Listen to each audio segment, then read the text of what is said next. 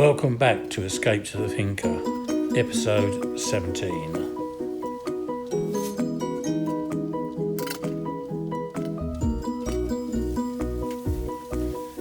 Yeah, we'll start off the episode with a bit of gardening. Here we are out the back of the house, out the back towards the side, digging a couple of trenches and turning the soil over to establish a bit more of a shady garden. We have a garden at the front which we use for growing veggies, but some of the vegetables that we're planting don't like the full-on sun, and believe you me, it is full-on out the front.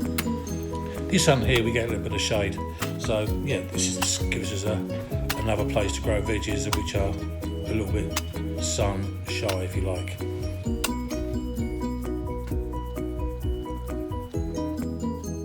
Here we go, 2 beds dug. Stuff that you see on the top is a fertiliser. I think we overdid it a bit with that because the veggies didn't like it. We looked online, spoke to a couple of friends, and they said, yeah, probably too much fertiliser. So we dug it back over, and we're going to try again.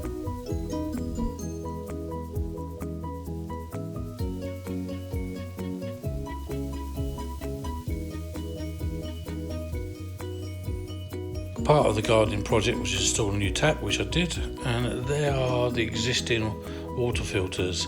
They're the ones that I removed the filters from and dropping half a tablet of chlorine in. Seems to work well, keeps the water nice and clean. Back inside, onto the building project. Okay, I took the opportunity to actually do the angle beading myself. This is this white product that runs around all the perimeter of the angles. Basically, it's there to reinforce the angles, so we have 2 surfaces meeting, you'd have a piece of angle beading. We also snapped a line all the way around with blue chalk on the bottom of the walls, so we could actually make sure that the wall was level itself, because the actual concrete wall bowed a bit. It went in and out when we were pouring the concrete, so it enabled us to put a line down so when the plasterer came, he could actually plaster from the line on the floor to the angle beading to make sure it was nice and straight. Because even though I wanted it to look rustic, it needed to be straight, because it would have drove me crazy to look at a skirting tile, see it go in and out. So I wanted a rustic type of plastering, but obviously the walls to be flat, or flat when it needed to be flat. You can see we've done all the rooms. This is the bathroom, all angle beaded. This room's going to be fully plastered, and it's ready now for the plasterer. As I said earlier on, some of the walls are bowed in and out, the concrete walls. This is because of the force of the concrete when we poured it.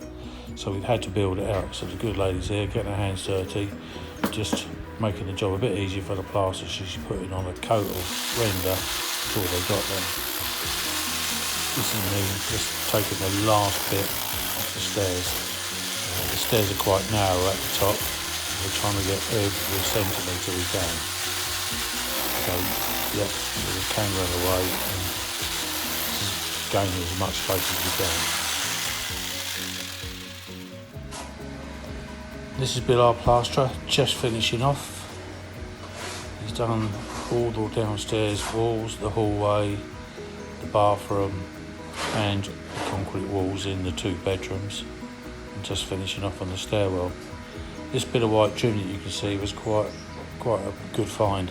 It actually wraps around the tile, so it's the same width as the tile. So when I cut the edge, even though I did cut a perfect edge, this covers that edge, and the bit that goes over the top of the top step, that will have to be cut out a bit more when we put the top tile on.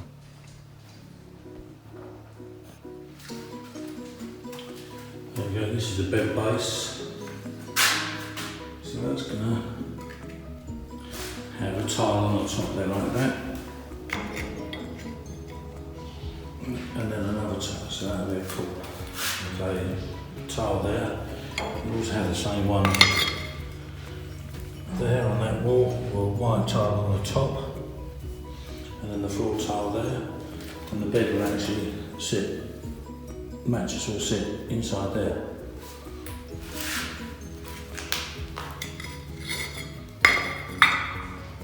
So this is this one. New and unfinished. Vents, cross ventilation, sockets, two-way switch.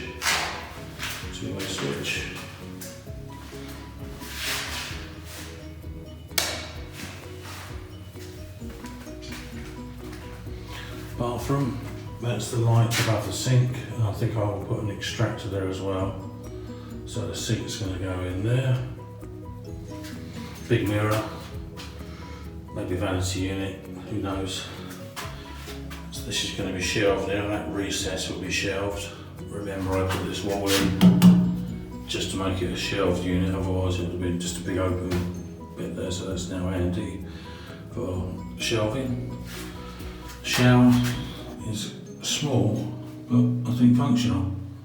And it will have a little seat in there, so you can have a little sit down while you're in the shower. Toilet will be in this recess here, and stick out probably a little bit. Macerating pump, so the pipe will go through the wall to a macerating pump which will sit outside there. So that's the bathroom all done. This one here is a study / spare bedroom. So this is all now finished plaster. The good lady's painted the top. We've just got the bottom to dry out a bit more, and then we can paint that. So ventilation in, cross ventilation. Same again. Two-way switch over the bed. Turns the lights off. Turns them on. Turns them off. Turns them on. It's very popular over here, two-way switches. Not so popular in the UK. Normally in the bedroom, you go in the bedroom door, turn your light on. When you want to go to bed, you turn the light off, and inevitably stub your toe getting into bed. So no, two-way is a good idea. So this room's nearly finished. It's just picking the bits up. There's bits and pieces everywhere we've got to do. For example, this bit here, I have to plasterboard that, so that's going to be on a rake, so you don't bang your head on a square bit when you're coming down. This bit here will be raked up as well, so this will come from there up to the ceiling there, so it will form a rake. I've got to make a new door frame for here, because this is only a very temporary door frame. And obviously skim the bottom of this lintel and then sort something else out the back inside there. This is our storeroom. I've installed 4 bulkhead lights and 2 double sockets. We can use it for more than just a storeroom. We are going to put a freezer down here, and we'll probably store vegetables and things like this. Most of the stuff in here, or a lot of the stuff that's in here, will be actually going into the 2 rooms that we created outside. Okay. Turn that off. Turn that off. Turn that off. Up the stairs.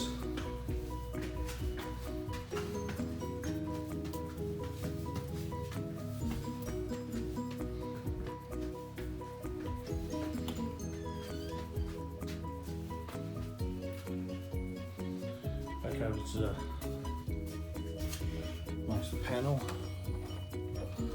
The 2 ones I've put in, these 2 here, these are for the downstairs lights and the downstairs sockets, so we can isolate them. So now, if anything were to happen, if we were to have a huge flood, which I don't expect, but if we did, we could still run the electrics, because the top half of the house would be dry and the bottom half house we can turn off. So yeah, that's it. Okay guys, if you liked the video, give us a like, a thumbs up. If you didn't like it, give us a thumbs down, and subscribe, it helps us out. Cheers, see you on the next episode.